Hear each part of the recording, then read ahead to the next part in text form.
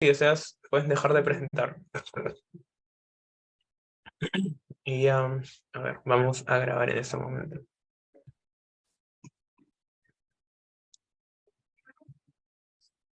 Ok, en 3, 2, 1, ya, estamos en vivo. Muy buenas noches, estimada comunidad de CKJJ San Marcos. El día de hoy nos encontramos en la segunda sesión del curso denominado Historia del Pensamiento Político. La semana pasada vimos el tema del método y el día de hoy vamos a ver lo que es el llamado pensamiento antiguo.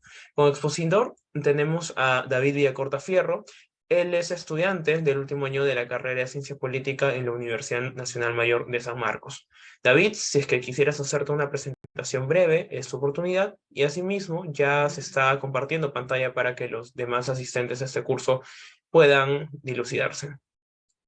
Muchas gracias, Dante. Creo que no es necesaria ninguna acotación adicional. Muchas gracias por la presentación. Más bien quería empezar esta sesión respondiendo a la pregunta que quedó pendiente, ¿no? Lamentablemente la vez pasada, la última vez, no pude responder a la última cuestión, que era sobre cómo evitar el subjetivismo e intentar responderlo rápidamente para que tenga continuidad, ¿no? Estas sesiones.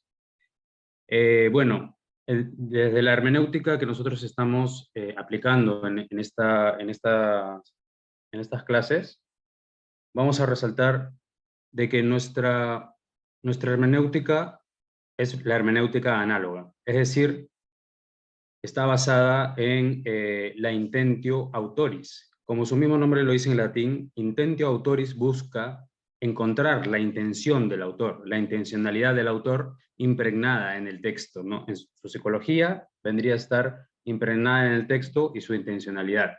Por lo tanto, los filósofos de la Edad Media, como San Agustín y Santo Tomás de Aquino, van a desarrollar una hermenéutica, la cual tiene dos partes, una parte literal y una parte simbólica. La parte literal va a ser la que subsuma en la Edad Media a la simbólica, ya que la parte literal va a ser la doctrina católica misma, que se va a ir reproduciendo y que el magisterio de la Iglesia va a ir aceptando poco a poco.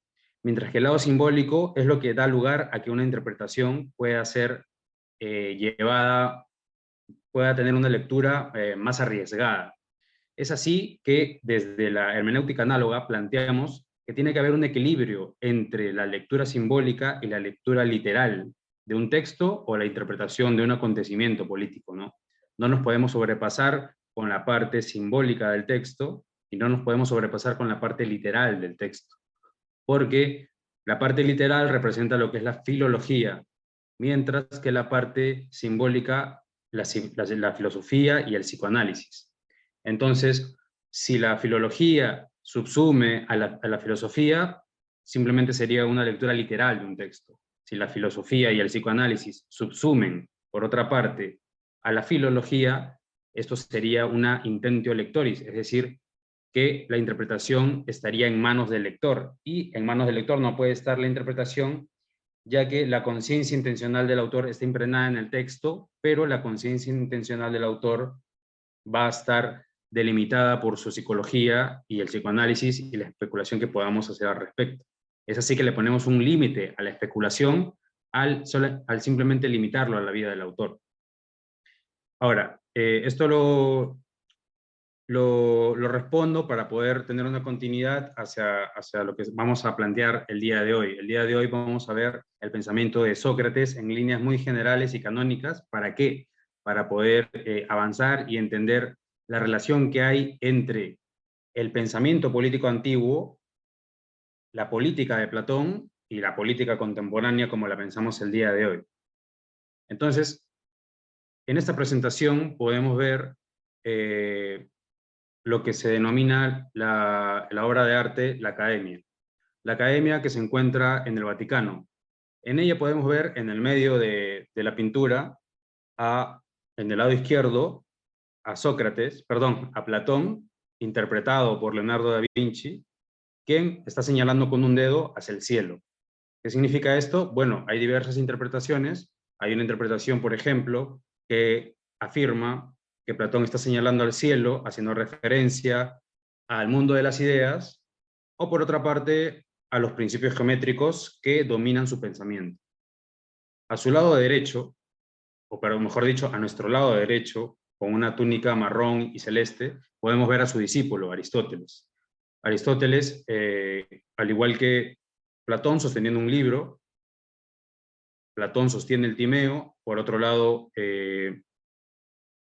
Aristóteles va a sostener la ética a Nicómaco y va a señalar hacia el piso. Es decir, la ética de Nicómaco va a fundamentar lo que es la polis, la ética práctica para Aristóteles, ¿no? Cabe decir que esta pintura fue realizada por Rafael Sanzio, ¿no? Para no quitar el crédito, entre los años 1509 y 1511. Y a partir de aquí vamos a intentar hacer un comentario, un diálogo entre la cultura griega, representada por Platón, y la cultura hebrea y egipcia, representada por lo que lo vimos en la clase anterior, por Moisés.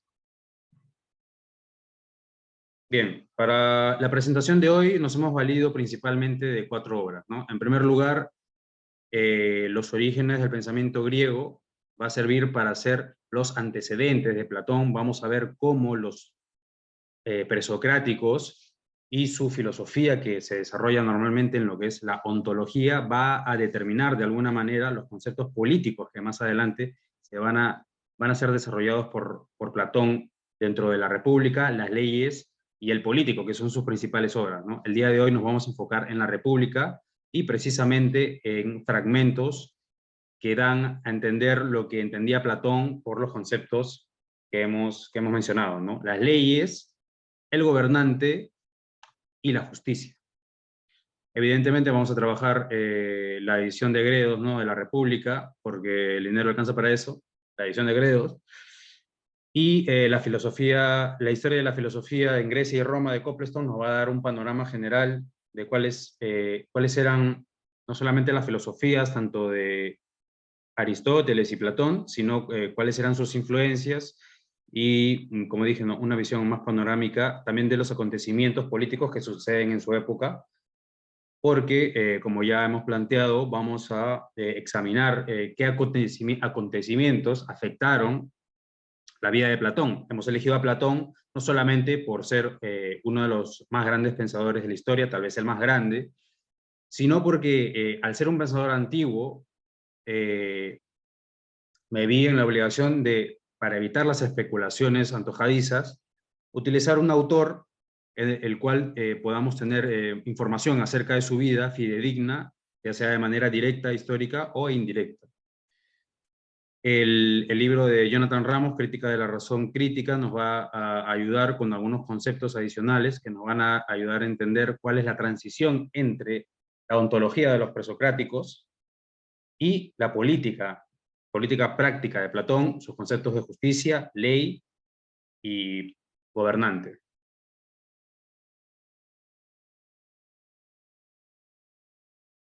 Bien, antes que todo un pequeño antecedente. Vamos a intentar relatar una pequeña transición de lo que clásicamente se entiende por el paso del mito a logos, que nosotros lo vamos a entender como el paso de un mito a otro mito con otras características. Bien, como lo planteamos en la clase anterior, en el mundo antiguo, ya sea Egipto, ya sea África, eh, la, la forma de gobierno del mundo antiguo se va a fundamentar en un mito astrológico. Es decir, en un mito cosmogónico también se puede decir, cosmogónico en realidad sería un término más preciso porque harán referencia al origen del cosmos. En Egipto, por ejemplo, en diversos pasajes del Libro de los Muertos, por ejemplo, está la leyenda de Set contra Horus, si no me equivoco, en la cual se explica cómo se da la transición entre el día y la noche, ¿no? Y este ejemplo nos va a servir para entender cómo es que en Grecia se pasa de una astrología a una astronomía. Recordemos, o bueno, para los que han estudiado el pensamiento antiguo, saben que ya con Pitágoras y Tales de Mileto, los siete antiguos de Grecia, ya utilizaban el nomos para poder conseguir medidas, ya sea para poder hacer obras cartográficas, por ejemplo, como mapas, como mapas de navegación rudimentarios, y así poder, digamos, desarrollar los conceptos geométricos, ¿no? Como el teorema de Pitágoras, etc. Lo que vamos a afirmar en esta clase es que esta forma del mito, el mito astrológico, va a transicionar hacia un mito astronómico. ¿Cómo se da esta transición? Bueno, aquí podemos ver un conjunto de 8, y en el lado derecho 9 conceptos que van a señalar la transición que hay entre cada uno de ellos, ¿no? Por un lado, por ejemplo, en África, en Egipto, podemos ver que los relatos y los objetos que se podían ver en el cielo, como los astros, se les daba un significado semántico. Por ejemplo, el sol, podemos decir que era Set o Horus, ¿no? Uno de estos dos dioses. Entonces, el astro tenía un significado, tenía una semántica. Por otro lado, cuando ya vamos al pensamiento griego, podemos decir que el significado de los objetos en el cielo se queda vacío y es reemplazado por un pensamiento sintáctico. ¿Qué es un pensamiento sintáctico? Es el pensamiento de la relación entre dos elementos, específicamente en el espacio y el tiempo. Entonces, en el ámbito semántico, se puede decir, por ejemplo, que aritméticamente se puede contar de que hay dos astros, el sol y la luna, el día y la noche, mientras que por otro lado, se va a intentar explicar el día y la noche desde un planteamiento geométrico, ¿no? Intentando dilucidar de qué manera los cuerpos se ubican espacialmente y se relacionan unos con otros para generar el día y la noche. En cuarto lugar, por ejemplo, el mito, en el contexto griego, más específicamente en el contexto de Moisés, va a tener un carácter polisémico. Las palabras van a tener un carácter polisémico. Cuando hablemos de justicia, cuando hablemos del bien, el mal, van a ser conceptos genéricos, van a ser conceptos que sean fácilmente entendibles, mientras que por otro lado, lo que caracteriza a la filosofía griega es el desarrollo del concepto, y el concepto lo que va a buscar es ser unívoco, mientras que la polisemia le da un carácter equívoco. No es que esté necesariamente equivocado, sino que va a ser interpretado de diversas maneras, mientras que la República de Platón, por ejemplo, dentro de la República de Platón, Sócrates va a intentar dilucidar un concepto unívoco de justicia, tanto justicia individual como justicia para el Estado. Por otra parte, la astrología que tenía, por ejemplo, en el Antiguo Egipto, ¿no? Como el ejemplo que acabo de dar, va a tener un carácter genético, es decir, que va a intentar explicar el origen del universo o el origen de un fenómeno a través de un relato histórico, mientras que en la antigua Grecia se va a intentar encontrar el fundamento, pero el fundamento conceptual, es decir, intentar desarrollar un concepto purgándolo de todos sus accidentes y encontrando la parte más fundamental de, de un concepto. Por ejemplo, en el concepto de hombre o el concepto de humano, podemos decir, no necesariamente quiere decir que el humano sea hombre o mujer. Entonces, eso está descartado para el concepto de hombre arquetípico. Entonces, ¿qué podemos decir que es el hombre?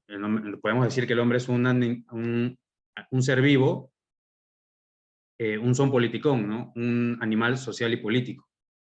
Eso en todo momento de la historia y en todo lugar del planeta, ¿no? Entonces, es ahistórico, busca que cumpla en todo momento y en todo lugar. Ahora vamos a pasar a lo que es la ontología. ¿Cómo se pensaba el concepto de uno, o sea, de unidad, refiriéndose a la unidad de todo el universo? Entonces, en este contexto van a haber diversos filósofos, como Heráclito, como Tales de Mileto, Anaximandro, que van a debatir qué es el uno, qué es el universo entero, cómo está compuesto, cuál es la teoría del universo ya en el contexto griego, ¿no?, que tenían ellos. Entonces van a haber dos conceptos de uno. El primero está el concepto de uno como pan, como cuando hacemos referencia, por ejemplo, a Pangea. Cuando nos referimos a Pangea, recordemos que es cuando todos los continentes estaban unificados y esto demarca que hay una totalidad unificada. Mientras que en los griegos se utilizará la palabra horos, que significa pluralidad. Entonces, el uno como pan quiere decir que es una unidad firme, como mi puño, digamos, ¿no? Hay un elemento sobre todos los elementos que hay en el universo, que es el que estructura todo el universo, por lo tanto, van a decir Heráclito y Tales de Mileto, es el elemento que impera, y esta palabra es importante, porque es una metáfora política. La palabra impera aquí es una metáfora política que luego va a derivar en una filosofía política o un pensamiento político para Heráclito y Tales de Mileto. Mientras que el concepto de horos, para los griegos, va a significar pluralidad, es decir, que en todo el universo es uno, pero está compuesto de diversas partes. Entonces, esto va a desembocar en un desarrollo más adelante de la polis como un conjunto de diversidades. Y por lo tanto, gracias a este concepto de uno y a la geometría, van a afirmar personajes como Anaximandro, que en la polis cada persona tiene que tener cierta equidistancia del poder, ¿no? Y así va a surgir la democracia. La democracia, cierta democracia asamblearia, ¿no? Que se daba en el contexto de Grecia, porque recordemos que no es la democracia como la entendemos hoy en día, como democracia representativa, como democracia con votos, no. Allá la democracia es directa, es decir, la gente se reúne en la iglesia y habla por sí misma, conforme a sus intereses y a los intereses de la polis, ¿no? Evidentemente. Bien, entonces, dentro del concepto el concepto número 7, vemos que Tales de Mileto y Heráclito ven como el fundamento que impera en el pan, el fuego y lo húmedo. El fuego para Heráclito y para Tales de Mileto lo húmedo. Mientras que por otra parte, Anaximandro va a ser el primero que desarrolle de manera geométrica los conceptos de la democracia, como la democracia, ¿no? Como, perdón, el uno, el concepto de horos, el concepto de mundo, que luego deriva en la polis, como reciprocidad, simetría. O sea, este será el principio formal, pero que está por fuera de la polis. No es que lo impera, sino que es lo que le da forma. Muy bien, entonces, en el apartado número 8 podemos ver que los presocráticos, o los que llama Heidegger ontólogos, van a decir que el concepto de orden es jerárquico, ¿no? Y es por eso que las sociedades entre África y, por ejemplo, los fenicios, la parte asiática que está cerca de Grecia, van a ser monarquías, van a ser los monárquicos. Estos personajes van a ser definitivamente monárquicos, ¿no?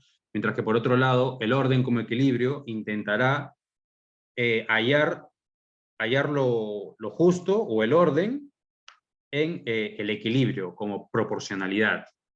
Como proporcionalidad en relación al Kratos, porque recordemos que la polis tenía la eclesia, que era la asamblea donde se reunían todos a discutir. Esta asamblea también tenía un propósito, ya que estaba en el centro de la polis. No era en vano que esté en el centro de la polis, ya que esto demarcaba cierto equilibrio, cierta equidistancia para con los pobladores, ¿no? Entonces, es así como que los conceptos geométricos influyen en los primeros teóricos de la democracia en Grecia. Y su lugar en la polis, evidentemente, ¿no? Como desarrollo territorial le llamarán a día de hoy. Bien, hablamos un poco de la vida de Platón y de los acontecimientos que le ocurrieron, ¿no? A lo largo del desarrollo de sus obras. Primero, en los textos de juventud podemos ver enumerados aquí, que creo que no es lo más relevante de la vida de Platón, las primeras obras que fue desarrollando. Podemos ver, por ejemplo, que en el apartado número 8 de la primera parte de la juventud, Platón ya va desarrollando su primer libro de la República, ¿no? Porque los otros se dan más que todo en su periodo de madurez. Entonces, en este primer libro de la República, que va a ser un libro que Platón va a ir corrigiendo a lo largo de su vida, vamos a repasar algunos pasajes en los cuales podemos ver qué conceptos se tienen, ¿no? Por justicia, por vida buena, por ley y por político.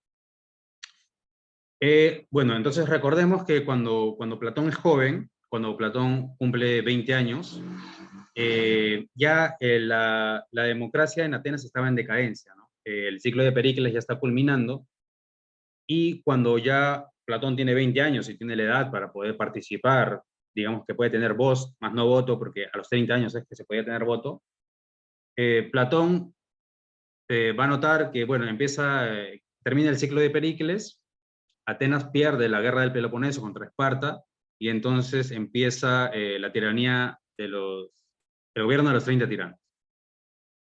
Y para su mala suerte, bueno, queda frustrada, ¿no?, la participación de Platón en la democracia. Así que, bueno, se dedica a impartir, bueno, allá a desarrollar sus primeros escritos, ¿no? Recuerdo que Cármides y Ditión, si no me equivoco, mueren en las guerras del Peloponeso y Platón les dedica estas obras. Más adelante, en la transición, van a ser años en los que Platón se dedica a impartir clases en la academia, y ya en la época de su madurez va a escribir los demás libros de la República. Los demás libros de la República eh, no los vamos a tomar tanto en cuenta porque hemos elegido fragmentos que intentan sintetizar varios aspectos de la vida de Platón. Pero un dato que no es menor en la vida de Platón en su época de madurez es que aproximadamente a los 60 años, eh,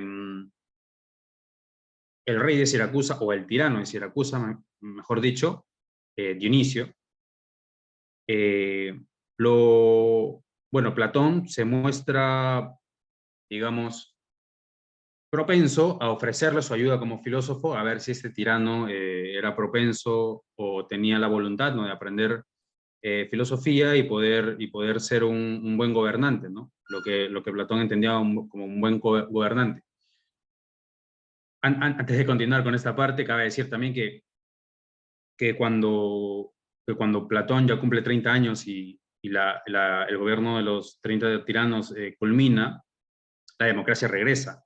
Regresa, pero sin embargo va a decir Platón que se corrompe. Se corrompe porque lamentablemente es aquí cuando él conoce a Sócrates y Sócrates es condenado a muerte, ¿no? Entonces, una decepción más en el lado anímico de la vivencia de Platón, ¿no? Es así que podemos decir que estos acontecimientos, la muerte de Sócrates, su frustrada participación a los 20 años en la iglesia, y por otra parte, cuando se ofrece a un rey a asesorarlo filosóficamente, lamentablemente el rey de Siracusa que está en Sicilia, pretende prescindir de él y lo convierte en un esclavo y lo vende a los espartanos, ¿no? Recordemos que los espartanos estaban en conflictos bélicos con Atenas. Entonces, para la suerte de Platón, cuando es vendido a los espartanos, un amigo se entera, un amigo de Platón se entera de esto, y muchos amigos de Platón deciden pagar, ¿no?, por liberarlo, y lo liberan efectivamente. Ya en esta época ya Platón estaba bastante mayor. De hecho, el político lo escribe para el tirano, ¿no? Para el tirano de Siracusa, Dionisio, y de cierta manera hay una decepción aquí con la democracia para Platón. Por otra parte, Platón decide regresar a la academia, seguir impartiendo clases, y se le presenta nuevamente la oportunidad de impartirle clases a Dionisio II,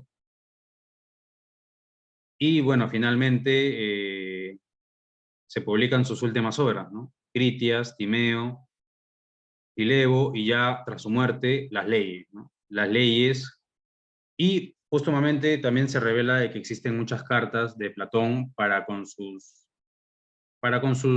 coetáneos, ¿no? Para con sus contemporáneos, afirmando cosas como que el examen perfecto para saber si alguien debe dedicarse a la política o puede dedicarse a la política es que cuando tú le explicas a alguien lo que es la filosofía, y prefiere la política en lugar de la filosofía, cuando le explicas lo que la filosofía requiere, todo el esfuerzo que requiere y que no vale la pena vivir de otra manera y prefiere la política antes que eso, es un test preciso para saber si alguien puede dedicarse a la política o a la filosofía. Entonces, más adelante, Platón va a decir que el político, bueno, la misión del político de alguna manera es influenciar en la polis en torno al bien común, ¿no?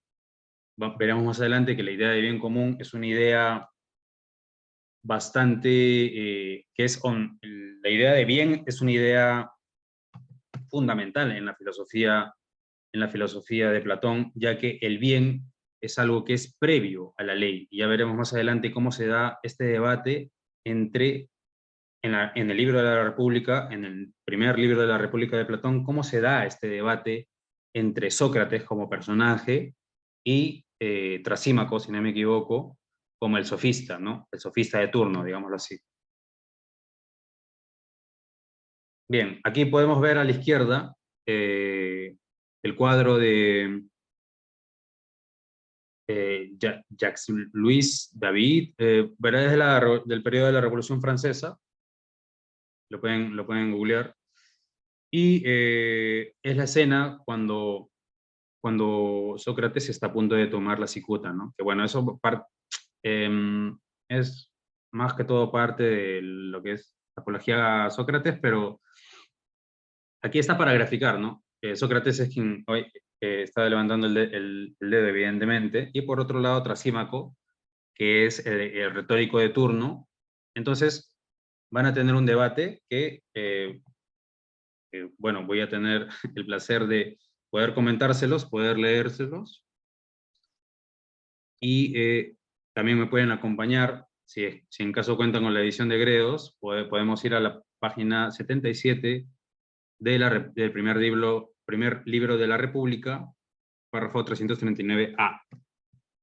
Entonces, si me permiten, aquí estamos. Entonces, vamos a ver. Mm,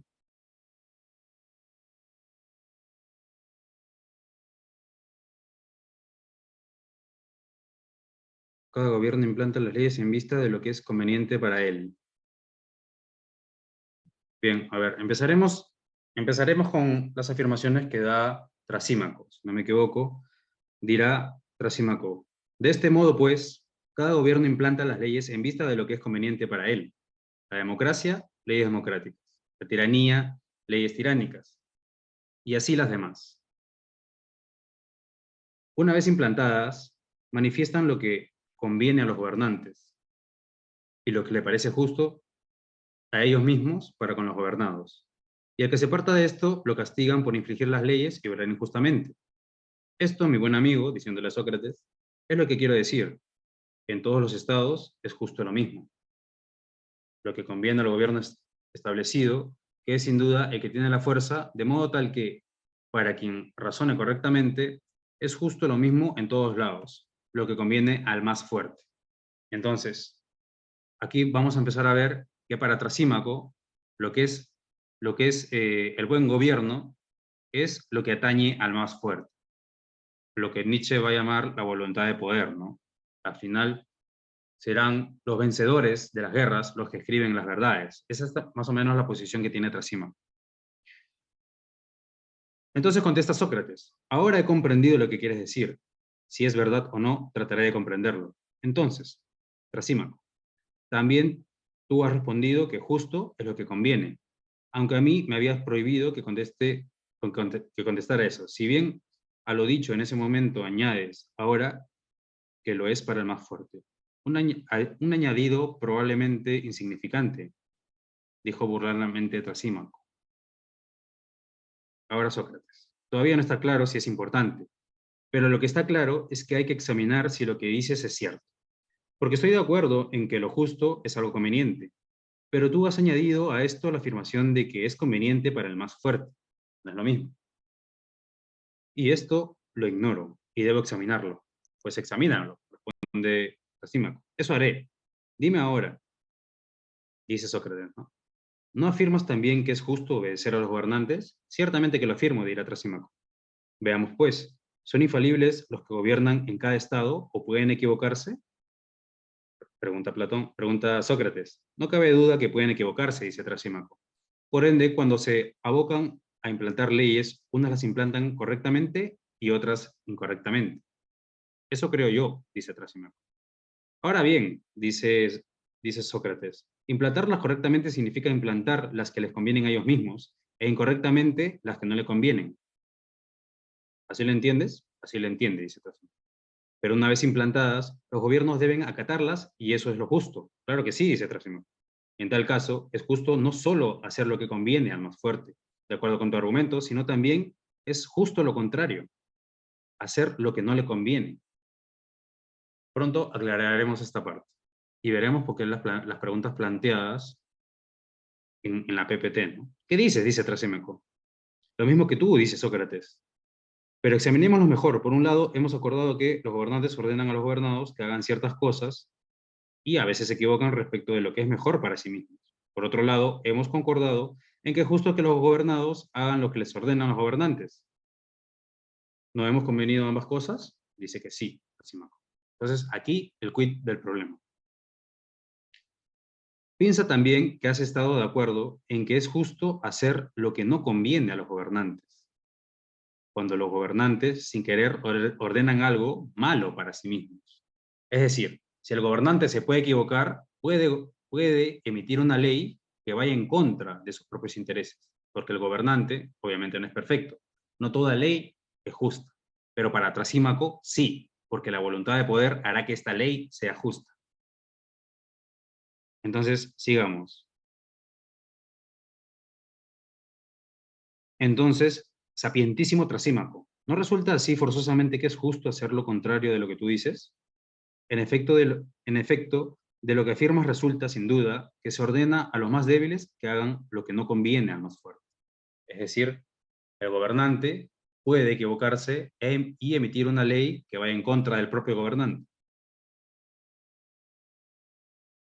Sí, por Zeus, Sócrates, exclamó Polemarco, que estaba de testigo. Pero bueno, el punto que queríamos probar es el siguiente. Esta discusión que se tiene entre Sócrates y Trasímaco es una discusión acerca de la dignidad humana o de la ley natural, o del derecho positivo y el derecho del ius positivismo y el ius naturalismo, para los que son de derecho. ¿Cómo así? Para Trasímaco, mientras el gobernante emita la ley va a tener justicia, derecho positivo. Por otra parte, Sócrates va a decir que puede equivocarse, por lo tanto, hay un trasfondo a la ley. ¿Y cuál es este trasfondo? La justicia, va a decir Sócrates, entendiendo la justicia como apegarse al buen vivir y entendido desde la política como el buen gobierno. Por lo tanto, para Platón, que escribe este pasaje, el gobernante puede ser tan bueno como malo, pero siempre manejándose en el ámbito de la república. Y la república es el gobierno, básicamente, para Platón, es el gobierno de las leyes, pero de las leyes justas, no de cualquier ley. Pero para lo cual tiene que haber un gobernante que actúe conforme a los intereses de sus borregos, dirán más adelante, como veremos en otro pasaje. No cualquier ley puede ser justa, ¿no? Entonces, conforme a la pregunta, ¿cómo vivir bien? Dirá Sócrates. Sócrates dirá, vivir bien, ser justo. Por otra parte, Trasímaco representa el paradigma opuesto. Trasímaco va a decir, Trasímaco es el paradigma del, del político de hoy en día con una capacidad de elocuencia brillante. Ya vamos a ver cómo es que Trasímaco justifica vivir una vida egoísta, que es lo que él siente que es el buen vivir, ¿no? Porque cuando vivimos una vida egoísta, dirá Trasímaco, podemos obtener lo que queremos, ya sea de buena manera o de mala manera. Y en ese mundo, en un mundo donde hay gente que puede conseguir lo que quiere y puede someter a los otros, bueno, los que son justos van a ser sometidos, los que son injustos van a ser los sometedores. Es así como Trasímaco va tejiendo, ¿no?, sus argumentos. Lo justo o la ley, ¿qué es, qué es anterior a, ¿qué es anterior a la ley o qué es anterior a lo justo, ¿no? ¿Es antes la ley o lo justo? Bueno, Sócrates dirá que el hecho de que el gobernante emita la ley no quiere decir que necesariamente sea justo. La justicia tiene que ir de acuerdo a lo que Sócrates y Platón definen como el bien común, ¿no? Este bien común que lo vamos a encontrar a través del diálogo, de la dialéctica, ¿no? Entendida como diálogo en búsqueda de una verdad común. Esta verdad común será el bien común que van a descubrir, digamos, ¿no? Los dialécticos, los filósofos, pero que es un bien que es ajeno a nosotros, ¿no? Nosotros no podemos tener el bien, simplemente el bien está ahí, aparte de nosotros, y podemos participar en él, dirá Platón. Ahora, entonces, el bien, la idea de bien, como será para Sócrates lo que fundamente su ética personal, la idea de cómo vivir bien, y la voluntad de poder será lo que fundamente lo que es vivir bien para Trasímaco, que es el egoísmo. Bien, entonces, la justicia, entonces, en última instancia, está fundamentada en la ética o en la política. Entonces, para Sócrates, la justicia se va a basar en la ética, ¿no? Algo que es previo a la ley. La ley no decide lo que está bien y está mal, como dirán algunos y positivistas, como Hans Kelsen tal vez, o como Hobbes. Por otra parte, la justicia no va a ser política, ¿no? Como plantea Hobbes o Hans Kelsen, sino va a ser ética. Va a haber un concepto ético previo que va a fundamentar a la justicia, que es el bien. Entonces, aquí podemos pasar a la segunda parte de la lectura de estos pasajes, ¿no? Quienes cuenten con la edición de Gredos, como digo, pueden ir a la página 84, párrafo 343. Bien. A ver.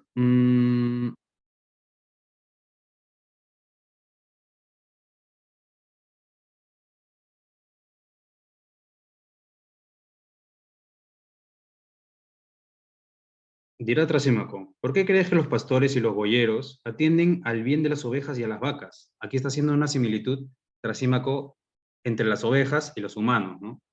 Aduciendo de que el gobernante debe actuar conforme a lo que es mejor para él mismo, el egoísmo, no necesariamente para lo que es mejor para la polis o para los gobernados. Entonces, en este sentido, Trasímaco está argumentando de manera muy coherente, ¿no? ¿Por qué crees que los pastores y los boyeros atienden bien a las ovejas y a las vacas, y las engordan y cuidan mirando a otra que al bien de los amos y al bien de ellos mismos, dirá? Es lo que impera. Él dirá que es que lo hacen para comérselos, ¿no? Si tratamos bien a las vacas es para comérnoslas, no porque queremos tratar bien a la vaca, ¿no? Entonces, en ese sentido, el hombre ya no es un fin en sí mismo, es un medio para otro fin. Entonces, digamos que en cierto sentido hay una gran diferencia aquí, como Trasímaco argumenta, utilizando la metáfora, ¿no?, de los borregos, muy diferente a la que utiliza, por ejemplo, Jesucristo, cuando argumenta de que no podemos, o sea, darle cualquier trato a nuestro, o sea, como pastor no le podemos dar cualquier trato a nuestras ovejas, si no es por el bien de las ovejas mismas. O sea, Jesucristo en ningún momento deja de lado la dignidad humana en ese sentido, pero Trasímaco va a decir que simplemente gobernamos a nuestros gobernantes para obtener un beneficio de ellos, no porque sea lo correcto. Bien, entonces continuamos con la lectura. Así como también estimas que los gobernantes de los estados piensan acerca de los gobernados de otro modo que lo que se ha establecido respecto a las ovejas, y que los atienden día y noche de otra manera que de aquella que les aprovechará a ellos mismos. y ha sido tan lejos en lo concerniente a lo justo y a la justicia, a lo injusto y a la injusticia, que desconoces que la justicia y lo justo es un bien en realidad ajeno al que lo practica, ya que es convenientemente para el más fuerte que gobierna, pero un perjuicio propio del que obedece y sirve. Todo esto lo va a decir Trasímaco. Y que la injusticia es lo contrario y gobierna a los verdaderamente ingenuos y justos. Como él mismo está diciendo, los injustos gobernarán a los justos en un mundo en el que se permite a los injustos hacer lo que quieran.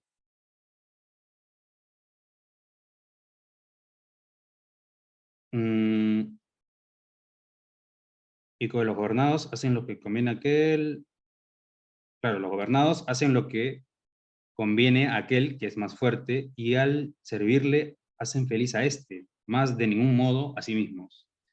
Es necesario observar, dirá Trasímaco, mi muy cándido amigo Sócrates, que en todo sentido el hombre justo tiene menos que el injusto.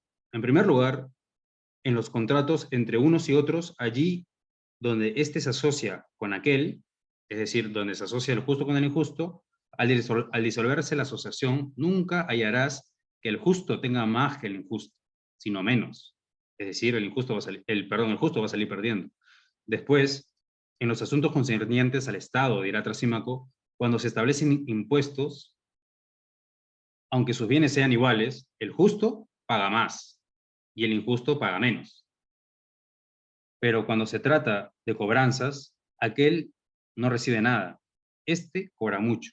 Es decir, el que cobra mucho es el injusto y el otro no recibe nada, el que es justo. Y cuando cada uno de ellos ocupa un cargo, al justo le toca, a falta de otro perjuicio, vivir miserablemente por descuidar sus asuntos particulares. Miren lo que dice. O sea, si soy justo como gobernante, estoy desatendiendo mis ambiciones personales.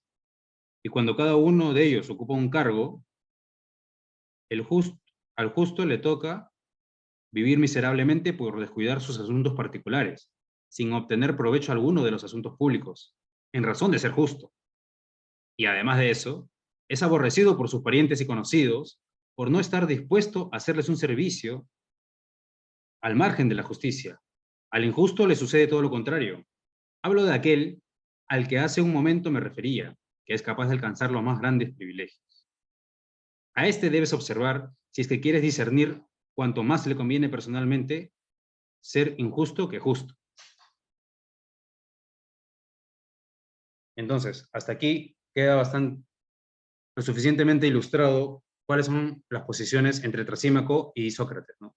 Por un lado, la atenuación del egoísmo en Trasímaco, incluso como gobernante, y por otro lado, incluso sus metáforas, ¿no? Por otro lado, Sócrates, quien proyecta, ¿no?, la conciencia de Platón y todas sus vivencias con el tirano de Siracusa, con la muerte de Sócrates, el verdadero, el real, ¿no?, porque este es simplemente un personaje de novela, digamos, y también su participación frustrada en la iglesia. Todo esto va a derivar en que todo esto signifique que es lo injusto, ¿no?, para Trasímaco. Recordemos que, en última instancia, lo justo va a ser el modelo de sociedad conocido como la república monárquica para Platón, pero no cualquier tipo de monarquía. Una monarquía, vamos a ponerlo de esta manera, en la cual gobierna la ley, como decir, el rule of law, pero teniendo en cuenta que un monarca es quien debe dirigirlos. Y este monarca no puede actuar de cualquier manera. Tiene que actuar conforme a las virtudes que se van a señalar no solamente en esta obra, sino en otras como mm, como el Timeo, como Apología a Sócrates.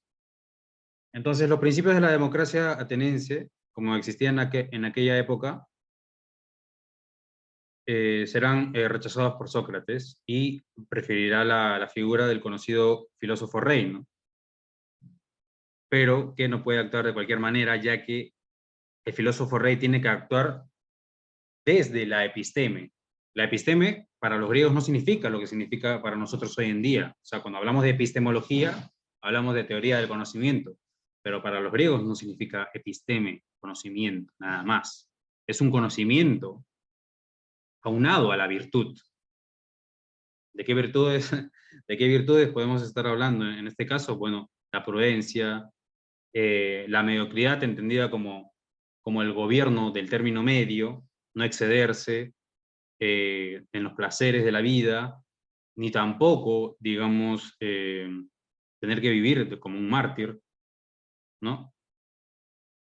Entonces, es en este contexto, es bajo este régimen de ideas que Platón va a plantear la República.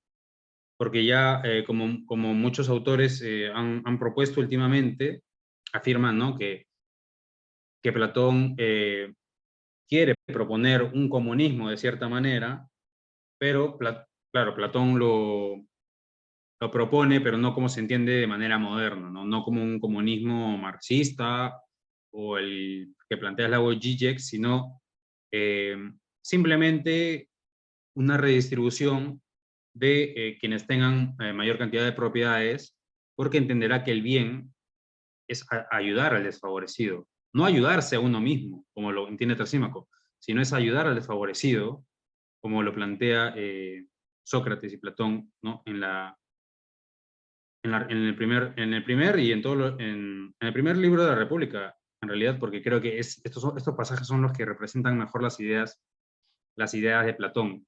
Y claro, por ejemplo, en la República, en toda la obra de la República se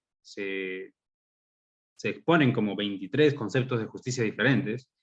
Claro, son discutidos, pero creo que este concepto de cómo gobernar y cómo debe gobernar el gobernante son los que me parecen más fieles a cómo plantea la República Platón, cómo plantea la labor del legislador, cómo plantea la posición del monarca también, de lo que es la ley en torno a la justicia como algo previo y algo que es previo a la justicia, el bien, ¿no?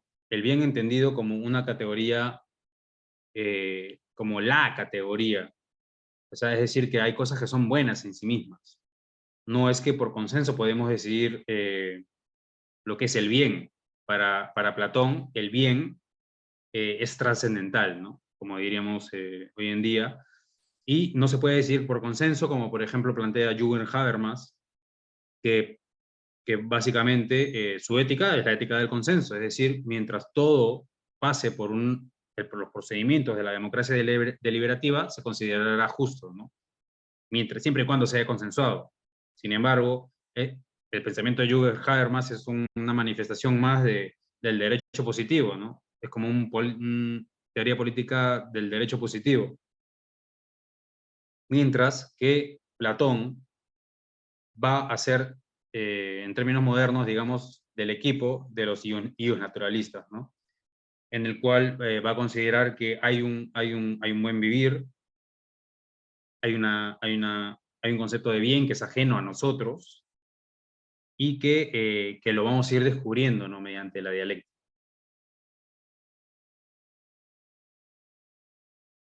Entonces, ¿qué conclusiones podemos derivar de todo lo que hemos expuesto el día de hoy?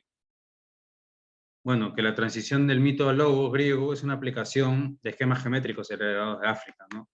Es en África que se dan los primeros desarrollos de la geometría por parte de los egipcios. Y, bueno, Sócrates y Platón, si no me equivoco, ambos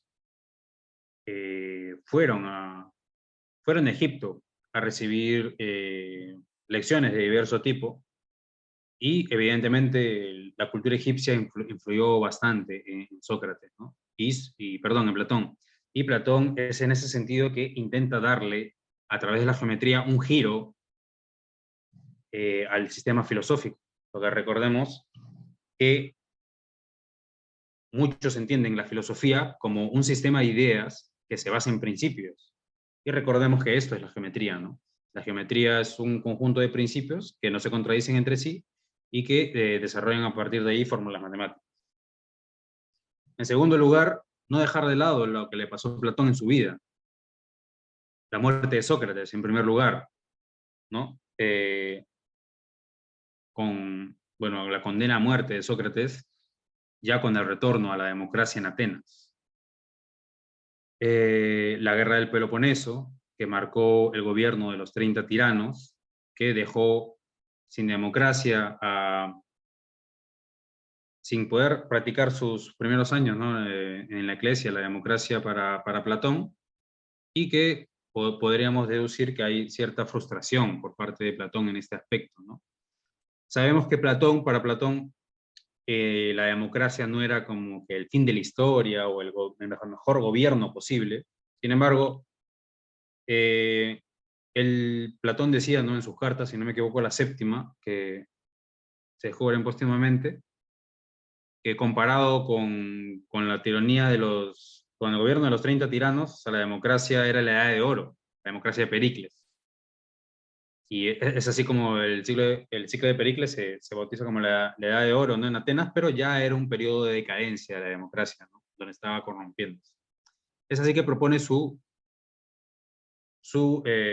planteamiento político es la república, entendiendo la república, su misión fundamental va a ser la de educar a la polis, para que la polis pueda tener, por así decirlo, conciencia de las virtudes que debe ejercer, y tanto como gobernados como gobernantes, ¿no? Platón, en libros como La República, va a hacer un planteamiento de una moral intelectualista. Platón va a decir aquí que nadie hace el mal por tener una mala intención, sino es por ignorante. Y el que hace el bien lo hace porque conoce las virtudes y sabe que es lo más conveniente para todos, ¿no? Hoy en día sabemos que no necesariamente es cierto, ¿no? Por ejemplo, uno puede tener la información necesaria para hacer el bien, pero con esa información privilegiada puede hacer mal, lo puede hacer mejor incluso sabiendo lo que es el bien, ¿no?, sabiendo lo que es conveniente. Y también hay gente que se equivoca, que tiene buenas intenciones, buena voluntad, pero sin embargo ignora cuáles serían los caminos correctos para seguir una vida, una buena vida, como dirá Platón. En tercer lugar, el pensamiento político se caracteriza por legitimar su sistema político, ¿no?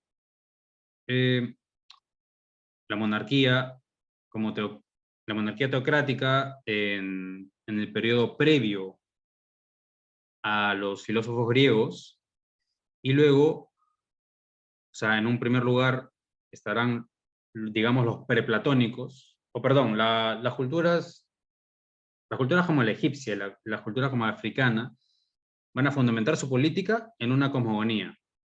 Pero a partir de los griegos, la fundamentación de la política se va a dar en torno a la metafísica.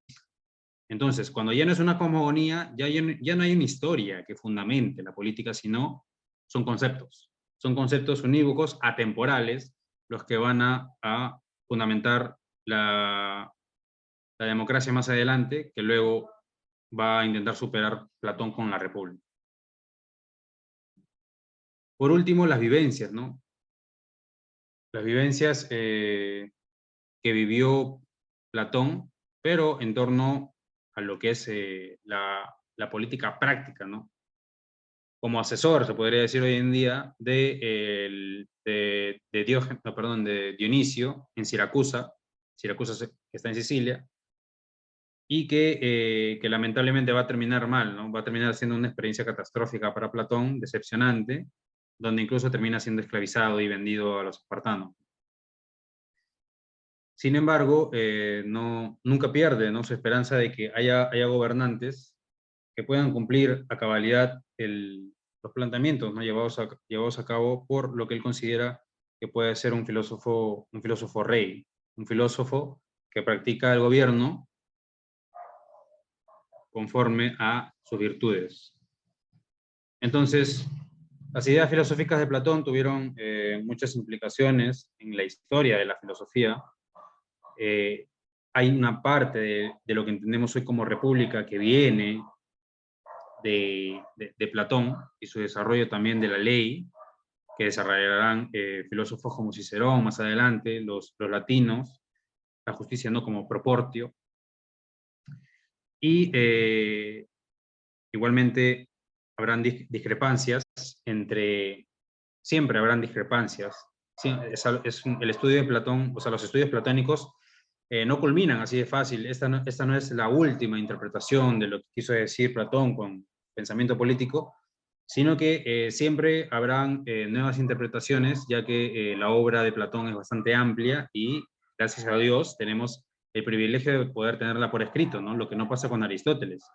La metafísica de Aristóteles, por ejemplo, es un conjunto de apuntes de clase que Aristóteles mismo no lo escribió, pero los libros como La República los escribió Platón mismo, ¿no? Entonces, es así que es más difícil encontrar la psique de Aristóteles en su obra, y es por eso que hemos elegido a Platón, porque Platón tenemos más rudimentos históricos, sabemos que fue así a Siracusa, sabemos quién fue su esposa, quién fue su madre, que conoció a Sócrates, ¿no? Que conoció a Heráclito, etcétera.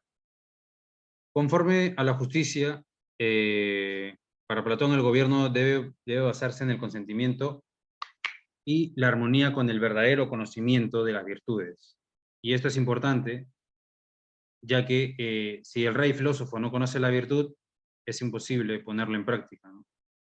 Ahora, ¿cuáles son estas virtudes? Bueno, varios diálogos van a discutir la ética de Platón, ¿no? Van a discutir lo que es la virtud, el vicio, el placer, el dolor, pero el concepto fundamental es el bien y la justicia en segundo plano, ¿no? Ahora, en el Gorgias, por ejemplo, podemos ver que Platón eh, arguye contra la identificación del bien con el placer y va a intentar debatir contra los, digamos, hedonistas de la época, ¿no? Como Diógenes Laercio, por ahí. Van a haber diversos tipos, ¿no? de hedonistas en esta época. En el Fileo, ya para intentar culminar, ¿no? la parte ética de su obra, para intentar cerrar la idea de lo que es el bien para Platón, se afirma que la vida buena no puede prescindir tampoco de la inteligencia ni de los placeres, ¿no? Y que la proporción con la que se mezclan estos componentes procede de la inteligencia. Ahora, como mencionábamos anteriormente, Sócrates propone un intelectualismo moral en el cual no existe ignorante bueno, y que todo sabio es bueno. Entonces, digamos que esta visión ya fue superada más adelante por otros filósofos como Zenón, por ejemplo, como Cicerón, como incluso podríamos decir a Adam Smith, son quienes discuten este intelectualismo moral de Sócrates. Entonces, en ese sentido, no habrá mala intención por parte del ignorante. También va a pretender sentar la ética sobre bases sólidas, apartándose del relativismo de personajes como, por ejemplo, Trasímaco, ¿no? El relativismo de los sofistas, ¿no? Y la ética de Platón tendrá como objetivo estudiar cómo el ser humano puede acercarse al mundo de las ideas a través de la idea de bien, ¿no? Una idea que podemos decir que es trascendental, que es ajena al hombre, y que el bien supremo del hombre se puede decir que es el desarrollo auténtico de su personalidad racional. Es como decir que el bien para el hombre o para el humano, es humanizar, su propia humanización, ¿no? Es alcanzar la cúspide de sus facultades intelectivas y racionales y morales.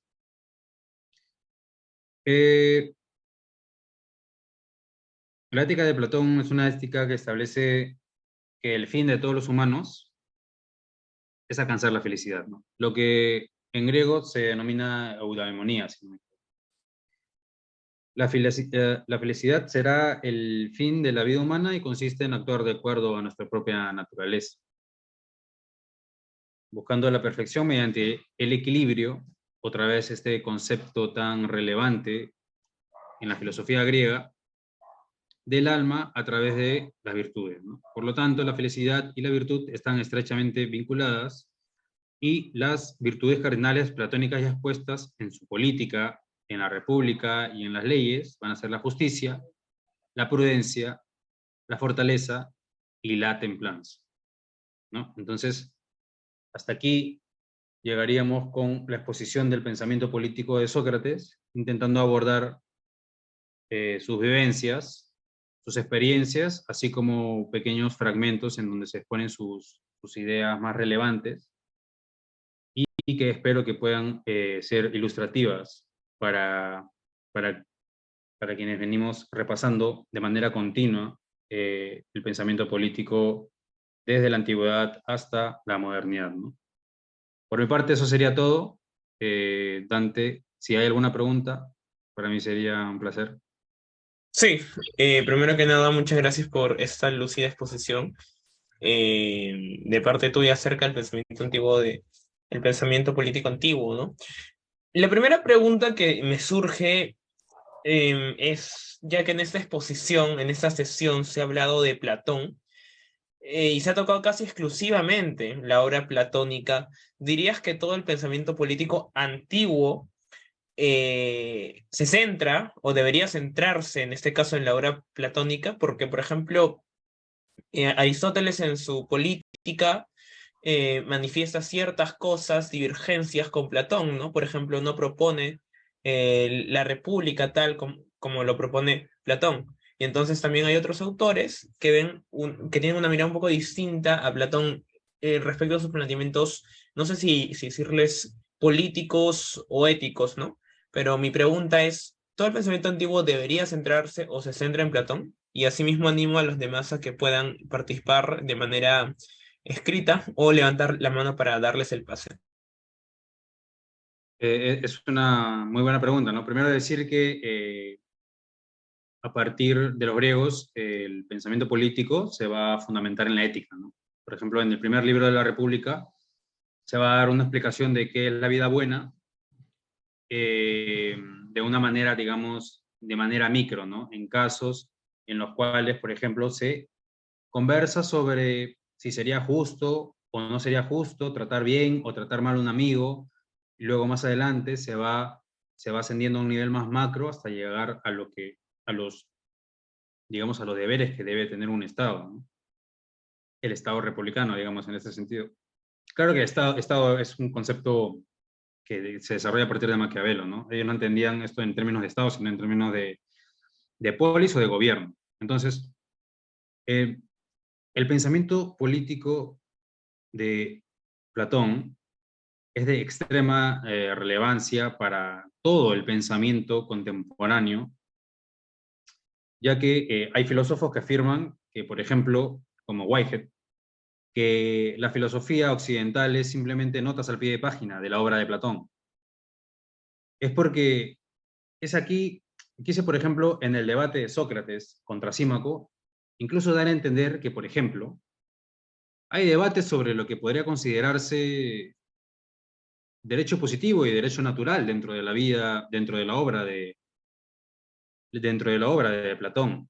O, por ejemplo, leyendo el Crátilo, eh, si no me equivoco, el Crátilo, hay un debate entre dos personajes donde se debate cuál es la naturaleza del lenguaje. Y esto trae de colación lo que hoy en día se denomina como la filosofía del lenguaje, ¿no? Incluso podremos aunarlo a lo que es el debate del lenguaje inclusivo. Entonces, es, o sea, es de tal relevancia, es de tal trascendencia el pensamiento de Platón que llega hasta nuestros días, ¿no? O sea, cualquier persona que quiera estudiar ciencias sociales, filosofía, ciencia política, tiene que tomar en cuenta el pensamiento de Platón, no solamente por ser tan amplio, riguroso y trascendental, sino también porque él mismo lo escribió. No es como la obra aristotélica, en la cual son, digamos, testimonios indirectos de sus clases, sino el Platón mismo pudo escribir muchas de sus obras. Ahora, en el pensamiento político antiguo, yo quiero decir que no es el único paradigma que tenemos que tomar en cuenta. Por eso es que en la primera clase hago una pequeña exposición de cómo se desarrollaba la política antes de los griegos. Por eso quise llevar este curso, porque no es filosofía política o historia de la filosofía política, es historia del pensamiento político. Entonces, alguien podría decir, Moisés no tenía una filosofía, o los africanos de la África de la negritud, aproximadamente en el 500 antes de Cristo, no tenían una filosofía política, no tenían una filosofía política, pero podríamos decir que tenían un pensamiento político. E incluso yo me atrevo a afirmar de que sí tenían una filosofía política, porque la primera filosofía, como digo, que es sistemática y se basa en principios, es la geometría. O sea, es la primera forma de pensamiento basada en principios y que se sistematiza y que da lugar a la filosofía griega. Es por eso que expongo que desde el concepto de uno, el que es ontológico, se va a derivar una forma de pensar al mundo de manera geométrica y ya no de manera aritmética. Ya no simplemente le vamos a dar significado a las cosas, sino vamos a pensar su relación entre ellas como objetos. Y esto va a dar lugar a que, por ejemplo, la iglesia esté en el medio de la polis, en el centro, y no en la periferia, no en cualquier lado. ¿Con qué finalidad se da que la iglesia esté en el centro de la polis? Para que pueda guardar cierta equidistancia, para que todos los pobladores de la polis puedan guardar equidistancia respecto a de la fuente del poder, ¿no? El kratos de la polis. Entonces, los historiadores de la religión como Mircea Eliade nos revelan de que el pensamiento previo a los filósofos griegos también tenía rudimentos filosóficos, ¿no? Ya sea en Egipto, con ciertas leyendas, ya sea en Babilonia, por ejemplo, ya sea en la África que está cerca a la línea ecuatorial, lo que Enrique Dussel va a llamar el África de la negritud, van a tener ya nociones como cosmogonías que luego van a derivar en planteamientos más sistemáticos, cada vez más sistemáticos, hasta llegar a Egipto, ¿no? Y en Egipto ya se da el desarrollo de la geometría, no por, digamos, ambiciones intelectuales, sino por ambiciones políticas. Es decir, para cobrar impuestos se necesitaba llevar cierta contabilidad. Para demarcar ciertos territorios se necesitaba cierta geometría. Entonces, es así como los primeros desarrollos en el álgebra y la geometría se dan en Egipto, pero no se dan para fines intelectuales necesariamente, sino para fines políticos.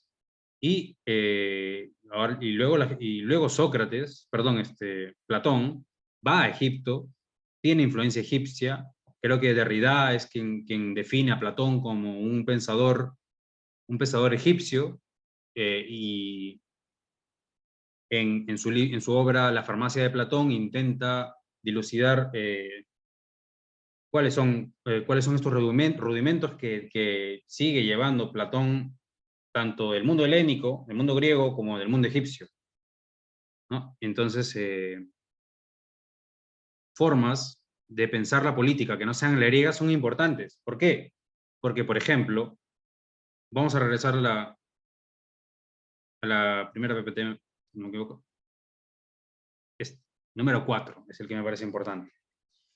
Cuando los griegos quieren dar conceptos arquetípicos, intentan dar un concepto que, digamos, se va a pulir hasta llegar a la perfección máxima, por así decirlo. Entonces, el hombre es un animal social y político. Eso es innegable, es una verdad innegable simplemente. Mientras, por otro lado, bueno, entonces esta conceptualización unívoca se va a dar dentro de la metafísica y la ontología. Esto es lo que va a definir, lo que va a fundamentar la política, la metafísica. Pero tiene un defecto lo unívoco, ¿ya? Que es que, como son términos precisos, no todo el mundo los puede aprender. ¿Cuál es lo útil del mito como conceptualización polisémica? Que al tener espacio para la libre interpretación del pueblo, por así decirlo, del pueblo hebreo, por ejemplo, en las metáforas de Moisés, pueden ser entendidos fácilmente y no necesitan mayor desarrollo y logran unificar los conceptos de justicia de un pueblo. En cambio, o sea, los hebreos no necesitaban saber metafísica para saber lo que Moisés quería decir con lo bueno, lo malo, ¿me entiendes? Su concepto polisémico, que, por ejemplo, hoy en día podemos ver con la conocida categoría de pueblo, ¿no? ¿Qué se entiende como pueblo? Entonces, muchas veces renegamos los que estudiamos ciencia política y decimos, ya, pero ¿para ti qué es el pueblo? Entonces, pero a lo que queremos llegar es a una definición unívoca de pueblo. ¿Me entiendes? El pueblo es esto y no es esto. Entonces discriminamos lo que no es el pueblo, por así decirlo. Pero en la política práctica, a la hora de articular un discurso político, cuando Pedro Castillo, por ejemplo, usa la palabra pueblo, lo está haciendo de manera polisémica. El pueblo no tiene que saber lo que es el pueblo para sentirse identificado, no tiene que saber el concepto arquetípico perfecto de pueblo para sentirse identificado, pero lo unifica. O sea, hay una noción vaga de lo que es el pueblo y es un conocimiento, digamos, que se da en comunidad, ¿no? Es como que yo te digo lo que es el peine, ya sabes lo que es el peine. Entonces, esto da un acceso, no solamente que sea más fácil para quien tú hagas una propuesta política, sino también unifica una nación. Entonces, cuando vienen los liberales y a hablarnos de, bueno, las teorías del mercado, que pueden, sean ciertas o no, lo que ellos intentan es analizar y discriminar todos los conceptos para, de manera sistemática, describir el concepto, perdón, describir el fenómeno. Pero cuando nos referimos a el sufrimiento del pueblo, las reivindicaciones sociales, o sea, cualquiera ni siquiera necesita saber leer ni escribir para entender lo que quiere decir, ¿me entiendes?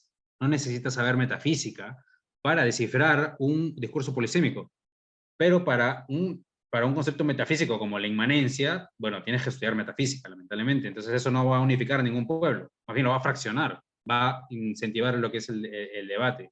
Entonces, ¿qué rescato yo del pensamiento que no es griego y es antiguo? La articulación de un discurso polisémico con la intencionalidad de unificar una nación para tener un proyecto político, tal como lo hizo Moisés. Entonces, eso sería lo que yo rescataría de lo que no es Platón, ¿no? Aparte de Aristóteles, Cicerón, etc. Por eso rescato a Moisés como un pensador político, ¿no? Claro que sus intenciones no eran conscientemente políticas, eran inconscientemente políticas. Entonces ahí nos vamos a una lectura simbólica, no literal, de las escrituras bíblicas.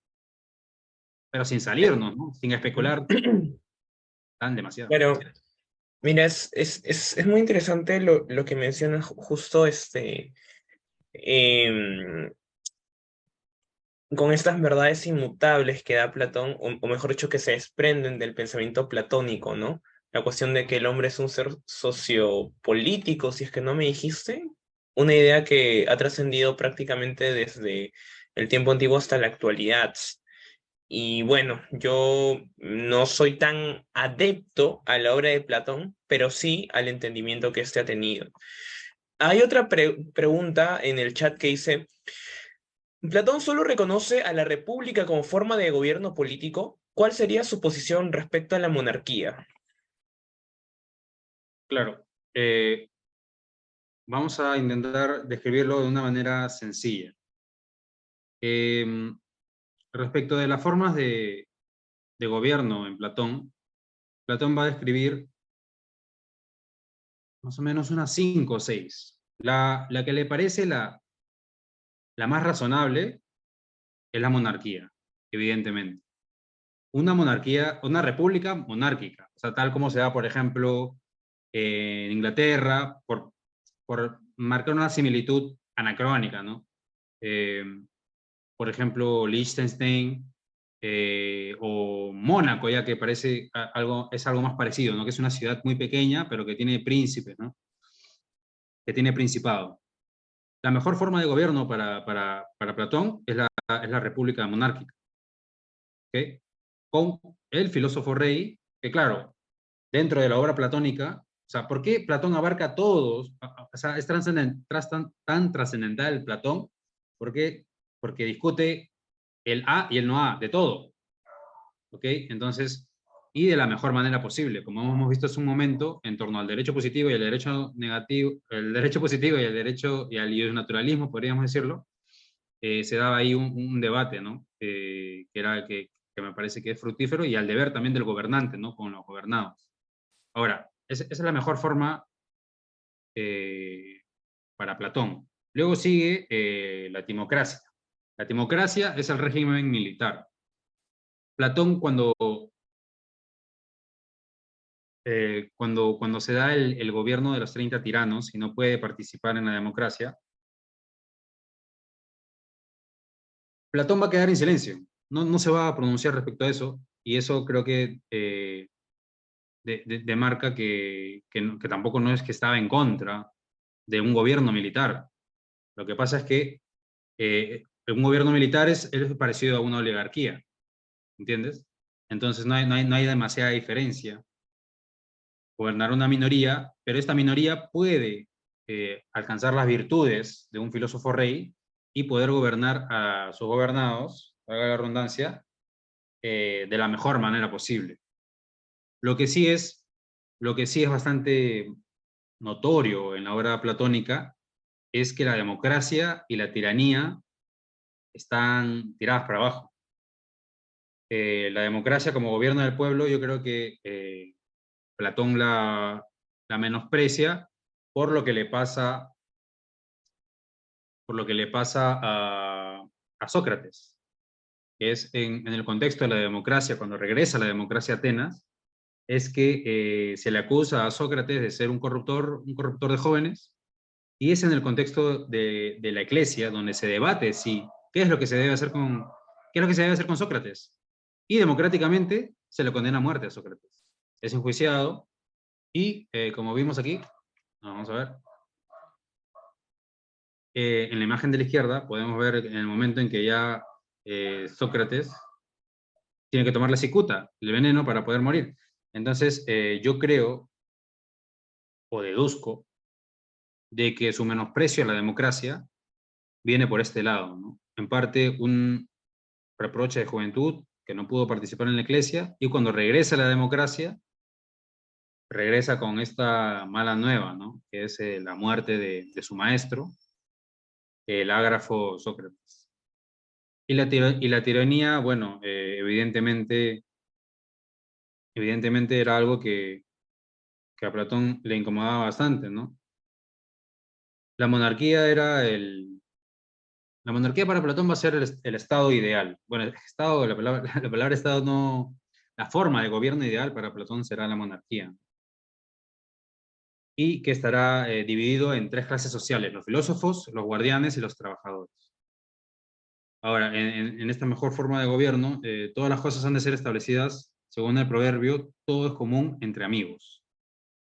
Esto trae a colación el concepto que tienen los griegos, ¿no? De nación. O sea, todo el que no es griego es bárbaro.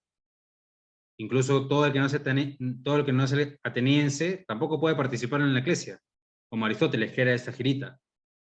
Entonces, era una república la que proponía, pero con un corte también bastante nacionalista, digamos, hoy en día, ¿no? Por ejemplo, en un fragmento de las leyes, Platón había denominado teocracia a la democracia por estar basado en el teatro y en la palabra pública, ¿no? Igual que los sacerdotes de antaño.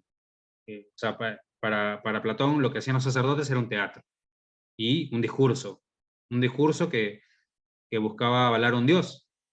Y él dice que la democracia es lo mismo, simplemente que el dios son las grandes mayorías, y que toda democracia va a corromperse y volverse una tiranía de la mayoría, ¿no? Entendido. Muchas gracias por esta respuesta, David. A mí me surgió una última pregunta ya para ir finalizando esta sesión del curso. Ahí la persona que te hizo la respuesta te agradece por dársela. Y mi pregunta sería la siguiente, ¿no? Por ejemplo, em, ¿Cuándo crees, o según tu perspectiva, que se rompe esta cuestión entre, o hay esa divergencia entre el pensamiento platónico y el pensamiento aristotélico, que, si es que no me equivoco, lo mencionaste brevemente en en tu exposición, ¿no? Porque es bien conocido, ¿no? Y también como tú mencionaste al inicio, hay una interpretación de que de que Platón está señalando al cielo, el mundo de las ideas, y Aristóteles está señalando a la parte de abajo, algo más terrenal, algo más materialista en términos modernos, ¿no? Entonces, ¿por qué crees que se da o cómo crees que cuál sería el punto de quiebre entre este pensamiento de quien va a ser Platón y su discípulo que va a ser Aristóteles? Y que intuyo, ¿no? Ya para la siguiente sesión se va a ver el cómo evolucionó el pensamiento político. A ver, yo creo que una primera ruptura que hay, o una pequeña, o una diferencia que hay entre ambos autores, es que, claro, Platón hace un planteamiento conforme a, digamos, 6 tipos de gobierno. Esto primero vamos a ir al aspecto político. En el aspecto político, eh, para Aristóteles, habrá una degeneración necesaria. Es como decir que hay un ciclo entre eh, la democracia y la demagogia. O sea, la democracia derivará en demagogia, así como la monarquía derivará en tiranía y la aristocracia derivará en oligarquía. Entonces, Aristóteles ve ahí una especie de ciclo político. Ahora, en el ámbito ético, digamos, ¿qué podemos rescatar del ámbito ético? Bueno, algo importante es el intelectualismo, perdón, la moral intelectualista de Platón, porque como lo señala en la República, no existe persona que haga el mal por tener mala voluntad, dirá Sócrates, ¿no? Tomando el lugar de Platón. No habrá persona que haga actos malos si es que conoce las virtudes. Si conoce las virtudes, no hay razón para que no las obedezcas, porque son convincentes, digámoslo así. Entonces, toda persona educada para Platón es una persona virtuosa. Toda persona ignorante es una persona que tenderá al mal para Platón. Sin embargo, en Aristóteles será de una manera distinta. Habrán 2 principios operatorios, por lo menos, que serán el intelecto y la voluntad. Entonces, aquí, digamos que, vamos a ponerlo de esta manera. Yo puedo ser una persona muy educada, pero en economía, digamos. Y como sé lo que la economía hace y lo que la economía no hace, qué puedo hacer con eso? Entonces puedo hacer tanto el bien como tanto el mal. Puedo tener buena voluntad como no puedo tener buena voluntad. Entonces, es una visión más realista de la ética, la de Aristóteles. Tu ética ya no lo va a determinar el conocimiento, sino, aparte del conocimiento, la voluntad. La voluntad de hacer el bien o hacer el mal. Entonces, yo puedo ser una persona muy educada y decidir hacer el mal, por lo mismo que tengo una educación y sé cómo funcionan o no funcionan algunas cosas, pero también puedo hacer el bien. Y una persona ignorante puede hacer el bien, pero también puede hacer el mal, por ignorancia o por mala voluntad. Entonces, la persona ignorante se puede equivocar, ya sea por mala voluntad, entonces lo haría a propósito, o por ignorante, o sea, de casualidad, digamos, ¿no? Sin pericia. Entonces, esta antropología, conforme a las facultades humanas o principios operatorios, llamar a Aristóteles, tendrán consecuencias. O sea, si tú dices que, eh, que tu ética la decide el conocimiento, bueno, ya, aprendes y listo, te conviertes en filósofo y ya eres una persona ética.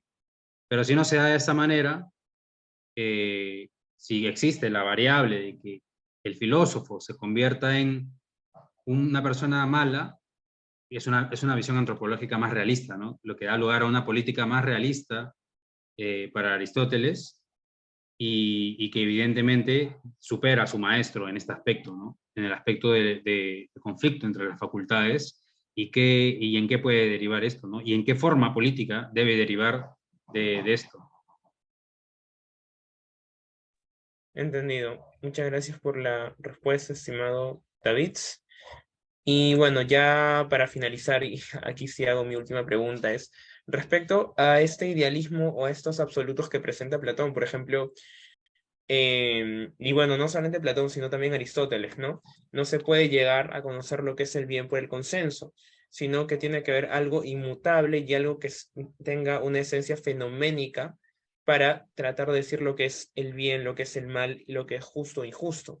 Sin embargo, siento que eso es algo correlativo a la manera en cómo en ese contexto, en ese específico contexto histórico, se entendía a la república y a la polis.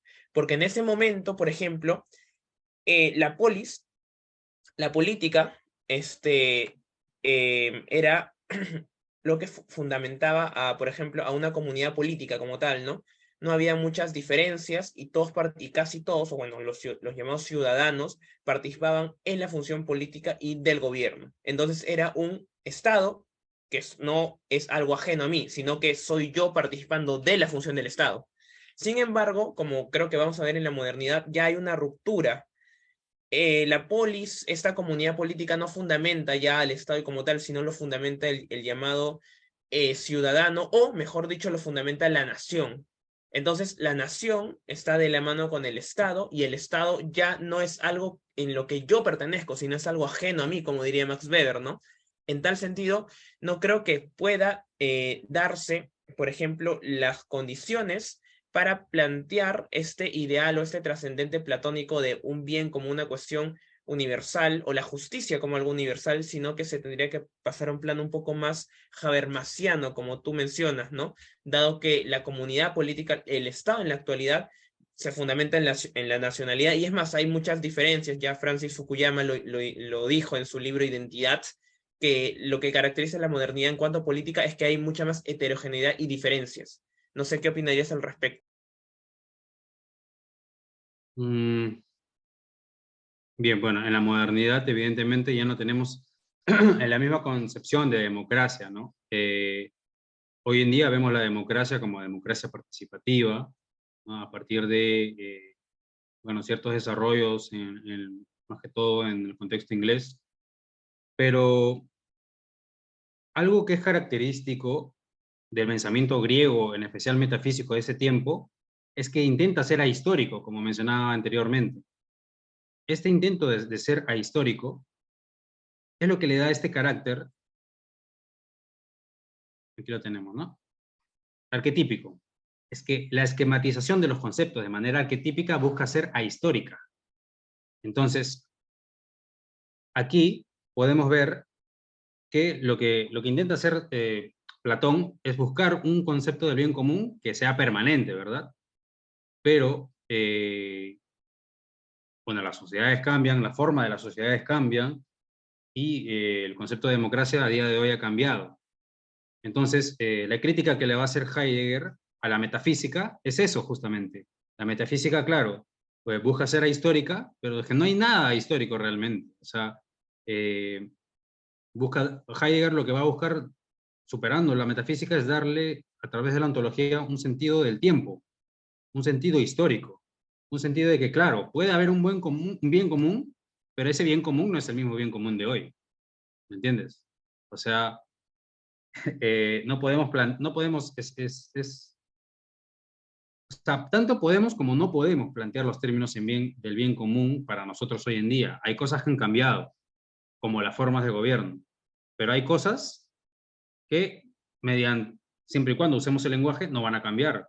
El ser humano sigue siendo un ser vivo, animal, un ser vivo, social y político. Eso es innegable. Entonces, en ese sentido, podemos decir que la metafísica tiene razón en ese aspecto. Pero la ontología también tiene razón en que hay que darle, eh, hay que darle un trasfondo histórico. Hay verdades que pueden, en ese sentido podemos decir que hay verdades, como el bien común, que pueden ser, si bien pueden ser muy duraderas, no son para siempre, ¿no? Hay verdades que podríamos decir que en un momento se consensuaron y hoy en día ya no, pero esta concepción es metafísica, es decir, tú no vas a ver, o sea, el bien común, tú no vas a ver la idea de bien, tú la vas a conceptualizar, pero lo que va a decir Platón es que tú puedes intentar acercarte, participar en esa idea de bien, ¿ok? Pero es inalcanzable y es independiente de nosotros. Por ejemplo, para Aristóteles será el perfeccionamiento de uno mismo, muy parecido, ¿no? Es como la humanización del humano, el, el, el concepto de bien, ¿ok? Y si definimos el concepto de bien de esa manera, que es, podríamos decir, un concepto de bien un poco individual, podríamos decir que sigue estando vigente. Pero, por ejemplo, fenómenos como la eclesia ya es poco probable que puedan ser reproducidos por la explosión demográfica de las revoluciones industriales, ¿no?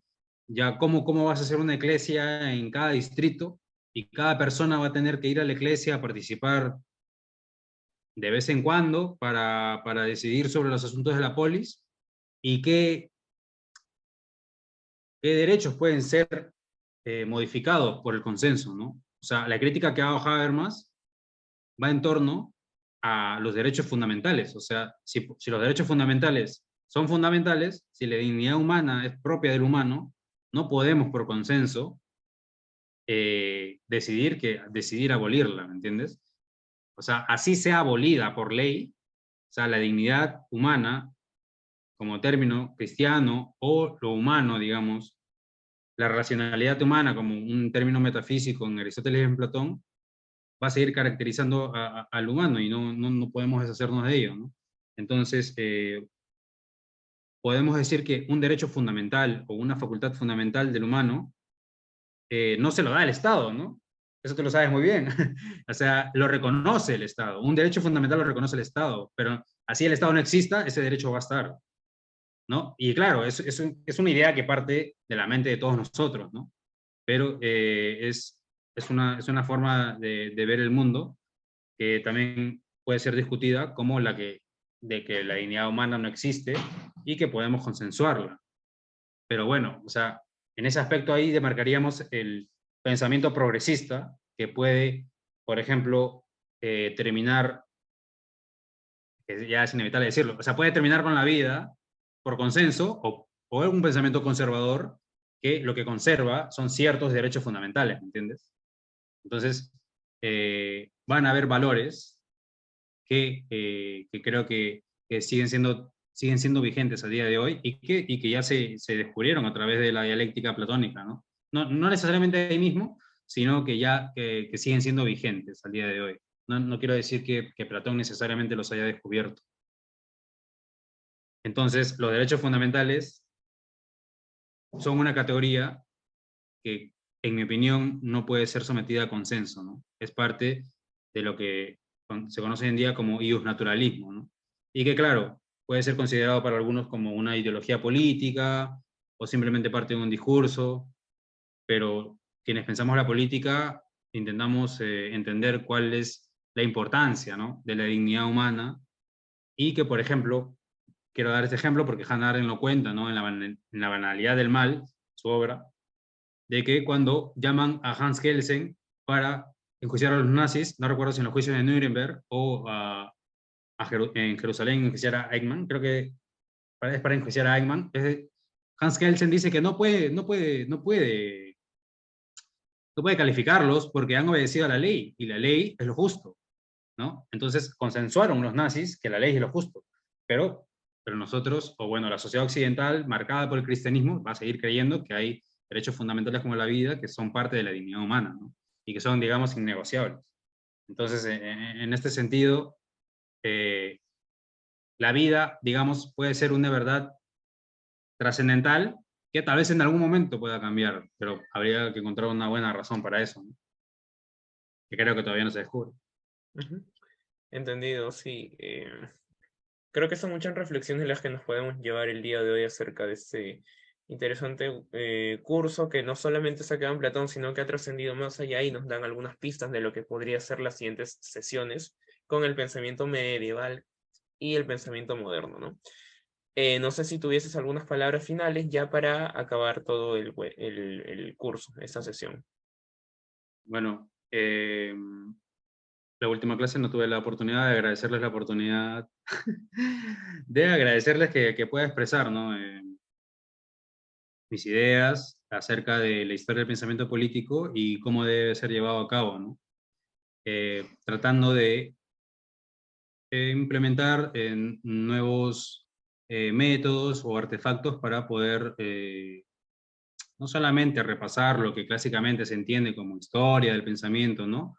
Como un conjunto de, un glosario, ¿no? De filósofos que tenemos que leer, sino darle una capacidad más crítica, ¿no? Entender que hay quienes no eran filósofos que terminaron haciendo política, perdón, hay quienes no eran políticos que terminaron haciendo política, y hay quienes no eran filósofos que terminaron haciendo filosofía también. Entonces, expandir nuestro campo de conocimiento en este aspecto me parece de vital importancia, y nuevamente agradecer por la oportunidad, ¿no? A Dante y a toda a la Asociación CECA de San Marcos. No te preocupes. Muchas gracias a ti, estimado David.